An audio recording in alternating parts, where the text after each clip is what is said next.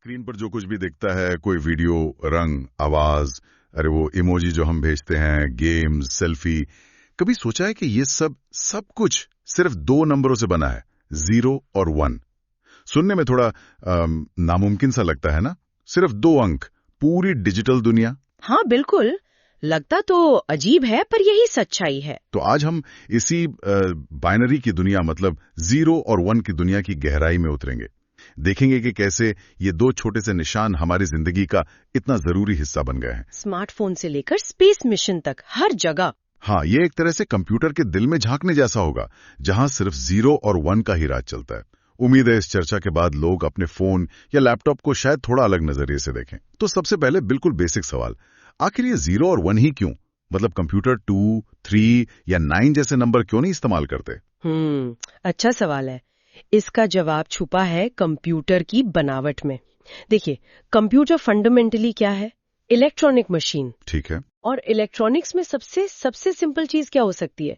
एक स्विच। हाँ, स्विच जैसे लाइट का। बिल्कुल, या तो वो ऑन हो सकता है या ऑफ। बस दो ही बातें। हाँ। 2 ही स्टेट्स। अच्छा, ऑन या ऑफ। हाँ, तो बस इसी सादगी को कंप्यूटर की भाषा का आधार बना लिया गया। ऑन को मान लिया 1 और ऑफ को 0। ओके, तो ये ऑन ऑफ वाला फंडा है। 1 मतलब ऑन, 0 मतलब ऑफ। एग्जैक्टली। और इसी एक अकेले ऑन ऑफ स्विच को हम बिट कहते हैं। बाइनरी डिजिट का छोटा रूप। हाँ, एक बिट। अब सोचिए कि हमारी डिवाइसेस में ऐसे लाखों करोड़ों बहुत ही छोटे स्विच होते हैं। इनको ट्रांजिस्टर्स कहते हैं। लाखों करोड़ों एक फोन में? हाँ, अरबों तक। आज के स्मार्टफोन में अरबों ट्रांजिस्टर्स होते हैं। कहते हैं कि धरती पर अब तक जितने इंसान पैदा हुए हैं, शायद उससे भी ज्यादा। अरे बाप रे। और ये ट्रांजिस्टर हर सेकंड कई बार ऑन और ऑफ होते रहते हैं। मतलब 1 और 0 के बीच बदलते रहते हैं। इनकी स्पीड हम सोच भी नहीं सकते। अरबों switch her second on off, 1 0, ये सोचना ही कमाल है। लेकिन ये सिर्फ ऑन ऑफ, ये 0 और 1 स्क्रीन पर दिखने वाले अक्षर या रंग या वीडियो में कैसे बदल जाते हैं? ये कनेक्शन कैसे बनता है? हाँ, यहाँ पर पैटर्न्स का खेल शुरू होता है। देखिए, एक अकेला 0 या 1 उससे ज्यादा कुछ पता नहीं चलता। सही। लेकिन जब इन जीरोस और वंस को एक लाइन में, एक क्रम में रखा जाता है तो वो पैटर्न बनाते हैं। और कंप्यूटर इन्हीं पैटर्न्स को पहचानता है और उनसे अलग अलग चीजें दिखाता है या काम करता है। पैटर्न, अच्छा। जैसे टेक्स्ट कैसे बनता है? अक्षर। हाँ, टेक्स्ट की बात करते हैं। हर अक्षर, चाहे वो ए हो, बी हो, सी हो या कोई निशान जैसे डॉट, कॉमा या फिर वो इमोजी। कूल। सुपर। हर एक का अपना एक यूनिक बाइनरी कोड होता है। हर एक का अलग कोड? जी हाँ, जैसे ए के लिए कोड है 01000001, बी के लिए है 01000010। आमतौर पर एक अक्षर को दिखाने के लिए 8 बिट्स का एक ग्रुप इस्तेमाल होता है। 8 बिट? हाँ, और इन 8 बिट्स के ग्रुप को कहते हैं एक बाइट। अच्छा, बाइट तो मतलब कंप्यूटर असल में ए या बी नहीं पढ़ता, वो इन 8 बिट वाले 0 और 1 के पैटर्न को पढ़ता है और फिर उसे हमारे लिए ए या बी में बदल देता है। बिल्कुल सही कहा आपने। कंप्यूटर के लिए वो सिर्फ पैटर्न है। और शुरू में ये बहुत जरूरी था कि सारे कंप्यूटर्स इन पैटर्न्स का एक ही मतलब निकालें, वरना गड़बड़ हो जाती। हाँ, ये तो है। इसीलिए ASCII, American standard code for information interchange जैसे स्टैंडर्ड बनाए गए। इससे ये पक्का हो गया कि भाई 01000001 हमेशा ए ही माना जाएगा, चाहे कोई भी कंप्यूटर हो। अच्छा, ये ASCII कोड इसलिए था ताकि सब एक ही भाषा बोले, बाइनरी वाली। हाँ, इसी मानकीकरण मतलब स्टैंडर्डाइजेशन की वजह से ही तो अलग अलग कंप्यूटर और डिवाइस एक दूसरे से बात कर पाते हैं, वरना एक कंप्यूटर से भेजा मैसेज दूसरे पर कुछ अजीब सा ही दिखता। ये तो समझ आया कि टेक्स्ट कैसे बनता है। लेकिन स्क्रीन पर जो लाखों रंग दिखते हैं, उनका क्या? वो भी 0 और 1 से बनते हैं? ये थोड़ा मुश्किल लगता है। हाँ, वो भी बनते हैं, लेकिन तरीका थोड़ा अलग है।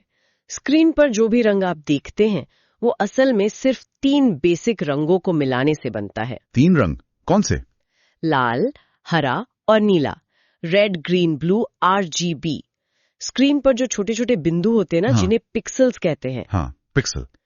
हर एक पिक्सल के लिए कंप्यूटर ये तय करता है कि इन 3 रंगों, लाल, हरे, नीले में से कौन सा कितनी चमक के साथ जलेगा। अच्छा, मतलब हर पिक्सल के लिए लाल, हरे और नीले रंग की मात्रा को 0 और 1 से कंट्रोल किया जाता है। बिल्कुल। हर रंग की चमक मतलब ब्राइटनेस के कई लेवल होते हैं और हर लेवल को बाइनरी कोड से दिखाया जाता है। जैसे मान लीजिए हर रंग लाल, हरा, नीला के लिए 8 बिट इस्तेमाल किए जाएं, तो 8 बिट से 2 की पावर 8 यानी 256 अलग अलग शेड बन सकते हैं, 0 से 255 तक। हर रंग के 256 शेड्स? हाँ, अब सोचिए जब लाल के 256 शेड, हरे के 256 शेड और नीले के 256 शेड आपस में मिलते हैं तो कितने कॉम्बिनेशन बनेंगे? 256 गुणा 256 गुणा 256, ये लाखों में पहुंच जाता है। अरे वाह! लाखों रंग। जी। जैसे अगर बिल्कुल शुद्ध लाल रंग चाहिए तो कोड होगा लाल पूरा ऑन, जैसे 8 बिट में 111111, हरा ऑफ 00000, नीला ऑफ 00000। और सफेद? सफेद के लिए तीनों पूरे ऑन, काला चाहिए तो तीनों ऑफ। और इनके बीच के जो अलग अलग कोड्स हैं उनसे बाकी सारे लाखों रंग बनते हैं। कमाल है। और सोचिए एक हाई डेफिनेशन मतलब HD स्क्रीन पर 20 लाख से ज्यादा पिक्सल हो सकते हैं। 20 लाख? हाँ, और हर पिक्सल के लिए इन 3 रंगों का बाइनरी कोड।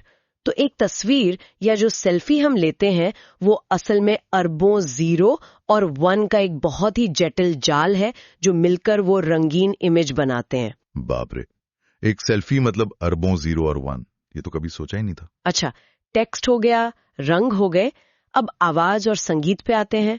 जैसे कोई गाना बज रहा है, उसमें 0 और 1 कहाँ छुपे हैं? आवाज? वो असल में हवा में होने वाली तरंगे हैं, वेव्स, है ना? हाँ, वेव्स। जब कोई गाता है या बोलता है तो माइक इन वेव्स को पकड़ता है, फिर उन्हें इलेक्ट्रिकल सिग्नल में बदलता है, फिर इस सिग्नल को डिजिटल बनाया जाता है, मतलब उसे नंबरों में बदला जाता है, और फिर उन नंबरों को बाइनरी में। अच्छा, तो जो MP3 फाइल होती है जी, वो असल में 0 और 1 की एक बहुत लंबी लिस्ट है। बिल्कुल, वो असल में 0 और 1 की एक बहुत बहुत लंबी श्रृंखला होती है। और जब गाना प्ले करते हैं तब क्या होता है? तब ठीक इसका उल्टा होता है। डिवाइस उस बाइनरी कोड को वापस डिजिटल सिग्नल में बदलता है, फिर एम्पलीफायर उसे बढ़ाता है और स्पीकर उस सिग्नल को फिर से हवा में वेव्स के रूप में पैदा करता है, जिसे हमारा कान सुनता है और दिमाग उसे संगीत या आवाज समझता है। तो जब हम मान लीजिए अरिजीत सिंह का गाना सुन रहे हैं, हाँ, तो वो असल में लाखों 0 और 1s हैं जो स्पीकर को वाइब्रेट करा रहे हैं। सही समझे, वो लाखों करोड़ों बाइनरी डिजिट्स हैं जो स्पीकर के पर्दे मतलब डायफ्राम को बहुत तेजी से आगे पीछे हिला रहे हैं और उसी से संगीत पैदा हो रहा है। एक नॉर्मल 3 मिनट का MP3 गाना भी करोड़ों बाइनरी डिजिट्स मतलब बिट्स से बना हो सकता है। करोड़ों बिट्स? वाह! मतलब संगीत भी पूरा 0 और 1 का खेल है, और वीडियो या फिल्में वो तो और भी ज्यादा कॉम्प्लेक्स लगती हैं। वीडियो का सिद्धांत भी काफी मिलता जुलता है, बस एक स्टेप और। एक वीडियो क्या है असल में? वो बहुत सारी तस्वीरें हैं जिन्हें हम फ्रेम्स कहते हैं। फ्रेम्स? हाँ। उन फ्रेम्स को एक के बाद एक बहुत तेजी से दिखाया जाता है, आमतौर पर 1 सेकंड में 30 या 60 फ्रेम्स। ओके। और हर फ्रेम किससे बनी है? पिक्सल से। और हर पिक्सल का रंग कैसे तय होता है? RGB बाइनरी कोड से, जैसा हमने अभी बात की। अच्छा, तो वीडियो बस तेजी से बदलती हुई तस्वीरें हैं? हाँ, और उसके साथ ऑडियो यानी आवाज जो खुद बाइनरी है जोड़ दी जाती है, बस हो गया वीडियो तैयार। तो जब कोई नेटफ्लिक्स पर मूवी देख रहा है या इंस्टाग्राम पर रील स्क्रॉल कर रहा है, हाँ, तो स्क्रीन पर लगातार अरबों 0 और 1 प्रोसेस हो रहे हैं जो इमेज और साउंड बना रहे हैं। बिल्कुल। 1 घंटे की HD वीडियो फाइल में खरबों बिट्स, जीरोस और वंस हो सकते हैं, खरबों। ये दिखाता है कि कितनी ज्यादा इंफॉर्मेशन सिर्फ इन 2 अंकों में पैक की जा सकती है। ये तो वाकई दिमाग घुमा देने वाला है। गेम्स के बारे में क्या? आजकल के जो एक्शन गेम्स हैं, PUBG, फ्री फायर या FIFA, उसमें तो सब कुछ रियल टाइम में होता है। क्या वहां भी ये 0 और 1 का कमाल है? अरे हाँ, गेम्स में तो बाइनरी का इस्तेमाल और भी ज्यादा रोमांचक है। कैसे? देखिए, गेम में जो भी दिख रहा है, आपका कैरेक्टर, उसकी हर हरकत, जो गोली चली, जो धमाका हुआ, ये सब असल में गणित है, मैथमेटिकल कैलकुलेशंस। गणित? हाँ, कंप्यूटर या गेमिंग कंसोल इन सारे कैलकुलेशंस को बाइनरी में बहुत ही ज्यादा तेजी से करता है। जब आप गेम में कोई बटन दबाते हैं, मान लीजिए जंप का, हाँ, तो वो इनपुट बाइनरी में बदलता है, प्रोसेसर उसे समझता है, लाखों करोड़ों कैलकुलेशंस करता है कि कैरेक्टर कहाँ है, कैसे कूदेगा, आसपास क्या है, और फिर उसका नतीजा मतलब कैरेक्टर का कूदना स्क्रीन पर दिखाता है, वो भी बाइनरी के जरिए ही। सब कुछ रियल टाइम में? सब कुछ। PlayStation 5 जैसा कंसोल 1 सेकंड में 10 ट्रिलियन मतलब 10 खरब कैलकुलेशंस कर सकता है। 10 खरब? 1 सेकंड में। हाँ। और ये सारी की सारी गणनाएं बाइनरी नंबरों पर ही आधारित होती हैं। ये दिखाता है कि 0 और 1 पर बना सिस्टम कितना ज्यादा पावरफुल हो सकता है। ये सब जानना वाकई बहुत दिलचस्प है कि कैसे टेक्स्ट, रंग, आवाज, वीडियो, गेम्स सब कुछ आखिर में 0 और 1 में बदल जाता है। लेकिन ये जो बेसिक आइडिया है ऑन ऑफ, इसने पूरी दुनिया को कैसे बदल दिया? मतलब सिर्फ ऑन ऑफ से इतनी जटिल चीजें कैसे बन गई? इसका क्रेडिट जाता है एक और कमाल की चीज को, लॉजिक गेट्स। लॉजिक गेट्स, ये क्या होते हैं? ये बहुत ही छोटे इलेक्ट्रॉनिक सर्किट होते हैं। आप इन्हें कंप्यूटर के दिमाग के बिल्डिंग ब्लॉक्स समझ सकती हैं। बिल्डिंग ब्लॉक्स, हाँ। हाँ, ये गेट्स बाइनरी इनपुट लेते हैं यानी 0 या 1, और एक नियम के आधार पर बाइनरी आउटपुट देते हैं 0 या 1। नियम? हाँ। कैसे नियम? जैसे एक होता है एंड गेट, वो तभी 1 आउटपुट देगा जब उसके दोनों इनपुट 1 हो। एक होता है और गेट, वो तब 1 आउटपुट देगा जब उसका कम से कम एक इनपुट 1 हो। एक होता है नॉट गेट, जो इनपुट को बस उलट देता है, 0 को 1 और 1 को 0। अच्छा। तो ये छोटे छोटे सर्किट हैं जो हाँ या ना जैसे फैसले लेते हैं, 1 या 0। बिल्कुल। जैसे एक बहुत ही सरल उदाहरण ले, मान लीजिए अगर बाहर बारिश हो रही है, ये हुआ 1, एंड मेरे पास छाता है, ये भी 1, तो नतीजा मैं बाहर जा सकता हूं, आउटपुट 1। ठीक है। लेकिन अगर बारिश हो रही है 1, एंड मेरे पास छाता नहीं है, ये हुआ 0, तो नतीजा मैं बाहर नहीं जा सकता, आउटपुट 0। समझ गया। एंड गेट का इस्तेमाल। हाँ, कंप्यूटर इसी तरह के लाखों करोड़ों लॉजिक गेट्स को मिलाकर बहुत कॉम्प्लेक्स काम करते हैं। गणित की समस्याएं सुलझाने से लेकर मौसम का अनुमान लगाने या रॉकेट को कंट्रोल करने तक, अरबों ऐसे छोटे छोटे हाँ ना वाले फैसले मिलकर अविश्वसनीय नतीजे देते हैं। क्या इसका कोई ऐतिहासिक उदाहरण है जो इसकी शक्ति को दिखाता हो? मतलब इतने सिंपल आइडिया से कुछ बड़ा हुआ? बिल्कुल है। नासा का अपोलो 11 मिशन याद है, जिसने इंसान को पहली बार चांद पर पहुंचाया था? हाँ, बिल्कुल याद है। उस मिशन को कंट्रोल करने वाला जो कंप्यूटर था, अपोलो गाइडेंस कंप्यूटर AGC, उसमें जानते हैं कितनी मेमोरी थी? सिर्फ 64 किलोबाइट, 64 KB। सिर्फ 64 KB? आज तो एक व्हाट्सएप फोटो भी इससे बड़ी होती है। हाँ, 64 KB का मतलब है लगभग 64,000 अक्षर स्टोर करने की जगह। बस इतनी कम मेमोरी के बावजूद वो कंप्यूटर इतनी जटिल गणनाएं करके स्पेसक्राफ्ट को चांद तक ले गया और सुरक्षित वापस भी लाया। कमाल है।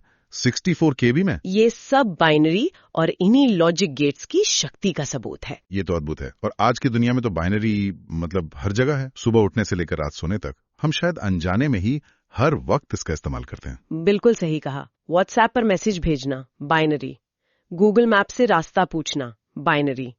UPI से पेमेंट करना, बाइनरी। सोशल मीडिया पर फोटो डालना, ऑनलाइन क्लास करना, नेटफ्लिक्स देखना, सब बाइनरी पर ही चल रहा है। और यहाँ तक कि आर्टिफिशियल इंटेलिजेंस मतलब AI। हाँ, AI वो भी पूरी तरह से बाइनरी पर ही आधारित है। AI कैसे? वो तो सीखने और सोचने जैसा काम करता है।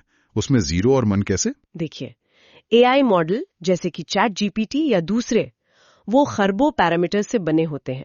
आप इन पैरामीटर्स को मॉडल की अहम सेटिंग समझ सकती हैं। ट्रेनिंग के दौरान इन्हें एडजस्ट किया जाता है। ठीक है, पैरामीटर्स। हर पैरामीटर अपने सबसे बुनियादी लेवल पर नंबरों से बना होता है, और कंप्यूटर में ये नंबर कैसे स्टोर होते हैं? बाइनरी के रूप में। अच्छा। तो AI असल में इन्हीं खरबों बाइनरी आधारित सेटिंग्स के पैटर्न का विश्लेषण करके सीखता है, भविष्यवाणी करता है, और यहाँ तक कि इंसानों जैसी भाषा में बात भी कर पाता है। ये दिखाता है कि 0 और 1 के बहुत बड़े स्केल पर संयोजन से कितनी जटिल क्षमताएं पैदा हो सकती हैं। और हम जो इमोजी भेजते हैं वो क्यूट से चेहरे, गगन है, हाँ, क्या वो भी बाइनरी हैं? हाँ, बिल्कुल। हर इमोजी का भी अपना एक यूनिक कोड होता है, यूनिकोड स्टैंडर्ड में। उनका भी कोड? हाँ, जब आप कीबोर्ड से कोई इमोजी चुनते हैं तो असल में उसका बाइनरी कोड भेजा जाता है।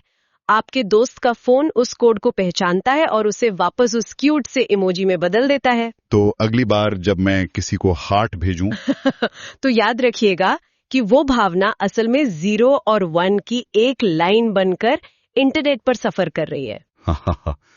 ये सब सोचकर थोड़ा दिमाग घूम जाता है। जरा सोचिए, अगर ये बाइनरी सिस्टम होता ही नहीं तो दुनिया कैसी होती? उफ, इसकी कल्पना करना भी मुश्किल है। अगर बाइनरी नहीं होता तो शायद डिजिटल कंप्यूटर ही नहीं होते जैसे हम आज जानते हैं। कोई कंप्यूटर नहीं? शायद नहीं। इसका मतलब है कोई स्मार्टफोन नहीं, कोई इंटरनेट नहीं, कोई गूगल, यूट्यूब, फेसबुक, इंस्टाग्राम नहीं, कोई online gaming, online shopping, digital payment नहीं, कुछ नहीं। कोई एआई नहीं, कोई जीपीएस नेविगेशन नहीं। वो जो डिजिटल क्रांति हुई है ना पिछले कुछ दशकों में, जिसने हमारी जिंदगी को पूरी तरह बदल दिया है, हाँ, वो शायद हुई ही नहीं होती। हम शायद अब भी कागज पर चिट्ठियां लिख रहे होते और जवाब के लिए हफ्तों इंतजार करते, या लैंडलाइन फोन इस्तेमाल कर रहे होते। बाप रे। बाइनरी सचमुच में मशीनों के बात करने की नींव है, वो भाषा जिसने इस डिजिटल युग को संभव बनाया है। तो मतलब निचोड़ ये है कि हमारी इस मॉडर्न डिजिटल जिंदगी की हर छोटी बड़ी चीज के पीछे असल में सिर्फ 2 साधारण से अंक हैं, 0 और 1। हाँ, स्क्रीन पर दिखने वाले एक मीम से लेकर मंगल ग्रह पर घूम रहे रोवर तक, एक व्हाट्सएप स्टिकर से लेकर भविष्य के क्वांटम कंप्यूटर तक, हर जगह ये गुमनाम हीरो बाइनरी मौजूद है। बिल्कुल। और ये सोचने वाली बात है कि इतने सरल आइडिया से सिर्फ 2 अवस्थाएं, ऑन या ऑफ, इतनी जटिल और शक्तिशाली तकनीक बन गई। सही कहा। अगली बार जब कोई अपने फोन या लैपटॉप की स्क्रीन को देखे तो शायद 1 सेकंड रुककर उन अनगिनत 0 और 1 के बारे में सोच सकता है जो उस अनुभव को संभव बना रहे हैं। वो हमारी आधुनिक दुनिया के असली अनसुने नायक हैं। तो क्या ये सफर यहीं खत्म हो जाता है या भविष्य में कुछ और भी है 0 और 1 से जुड़ा हुआ? अरे नहीं, ये तो मुझे लगता है बस शुरुआत है। अभी क्वांटम कंप्यूटिंग जैसी नई रोमांचक तकनीकें आ रही हैं। क्वांटम कंप्यूटिंग सुना तो है। क्वांटम कंप्यूटर बिट्स की जगह क्यूबिट्स का इस्तेमाल करते हैं। क्यूबिट्स? हाँ, क्यूबिट्स। और क्यूबिट्स की खासियत ये है कि वो सिर्फ 0 या 1 अवस्था में नहीं होते, बल्कि वो एक ही समय पर 0 और 1 दोनों अवस्थाओं में हो सकते हैं। इसे सुपरपोजिशन कहते हैं। एक ही समय पर 0 और 1 ये कैसे हो सकता है? ये क्वांटम फिजिक्स का एक थोड़ा अजीब लेकिन बहुत शक्तिशाली पहलू है, और इसी वजह से क्वांटम कंप्यूटर को एक साथ कई गणनाएं करने की अभूतपूर्व क्षमता मिलती है। अच्छा, हाँ। ऐसा माना जाता है कि एक क्वांटम कंप्यूटर कुछ ऐसी समस्याओं को सेकंडों में हल कर सकता है जिन्हें आज के सबसे तेज सुपर कंप्यूटर को हल करने में हजारों साल लग जाएंगे। हजारों साल का काम सेकंडों में? सिद्धांतिक रूप से हाँ। ये बाइनरी के सिद्धांत पर ही एक बिल्कुल नया और क्या कहूँ दिमाग चकरा देने वाला मोड़ है। ये भविष्य में कंप्यूटिंग की परिभाषा ही बदल सकता है। तो भविष्य और भी ज्यादा संभावनाओं से भरा है, लेकिन उसकी नींव में भी कहीं ना कहीं ये 0 और 1 का विचार ही रहेगा। वाकई कमाल है ना? ब्रह्मांड कई भाषाएं बोलता है। इंसानों के पास शब्द हैं, संगीत के पास सुर हैं, कला के पास रंग हैं, लेकिन कंप्यूटर वो सिर्फ 0 और 1 की भाषा समझते हैं। और शायद यही दोस्तों बाइनरी का असली जादू है।